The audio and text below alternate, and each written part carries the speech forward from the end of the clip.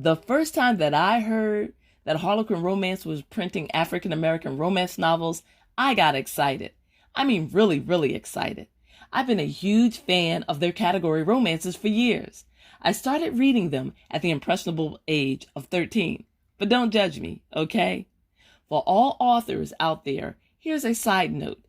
When getting into the mind of a young person who knows nothing about plotting, storytelling, and the literary world of make-believe, you can surprise, thrill, and shock your young reader. To them, every storyline is new. They are fresh, inexperienced readers who are willing to believe almost anything as long as it is told in a convincing way. They are not familiar with tropes. They haven't mastered the skill of detecting predictable storylines.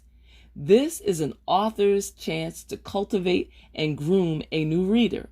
This is your chance to make a good first impression. This is the way to gain a superfan. But back to the topic at hand. When I discovered that Kimani Press fell under the umbrella of Harlequin Enterprises, I was taken aback. I was disappointed. You might question my emotional reaction since I just admitted to being excited about the African American romance line. So let me explain. As I've said, I grew up on Harlequin Presents. I can immediately recognize these books anywhere. I can quickly identify the circular picture that always displays a man and a woman in an erotic, sexy pose. The titles of the books always give the storyline away. Do these titles sound familiar? Can you guess what the story is about? Claiming His Baby at the Altar by Michelle Smart. The Greek's Ready-Made Wife by Jennifer Fay. How about Sultry Pleasure by Lindsay Evans, or All of Me by Cheryl Lister? You see what I mean? The titles tell you what to expect. Here are the reasons why I am truly disappointed in the presentation of Kimani Romance. I expected the African American romance writers, the black writers, to be treated as mainstream writers. I wanted to see beautiful black people on the covers of Harlequin Presents.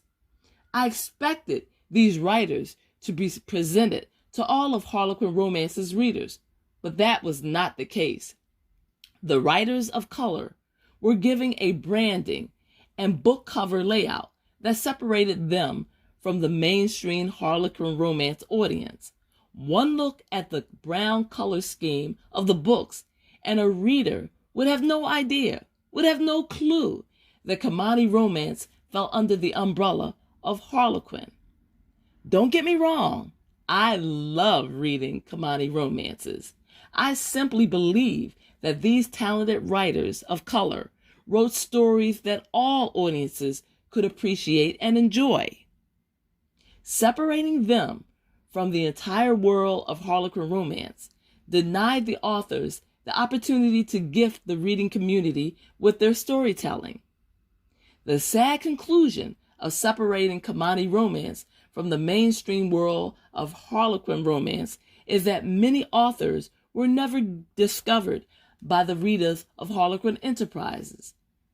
The Kimani imprint eventually closed its doors. The final release date for Kimani Romance was in 2018. Kimani True, which is a teen version of Kimani Romance, also closed its doors in 2014. The ending of these two romance lines leave a huge void in the African American reading world. I would have liked to see the two lines integrated into the world of Harlequin Romance. I do understand that Harlequin Romance has discontinued other lines such as Harlequin Western, Harlequin Super Romance, Harlequin-inspired historicals, and Harlequin Nocturne. As the black romance writer, I write category romances. I also write young adult. My characters are diverse and all-inclusive. My storytelling is a reflection of the world in which I live, and that world is multicultural. It's my time. It's my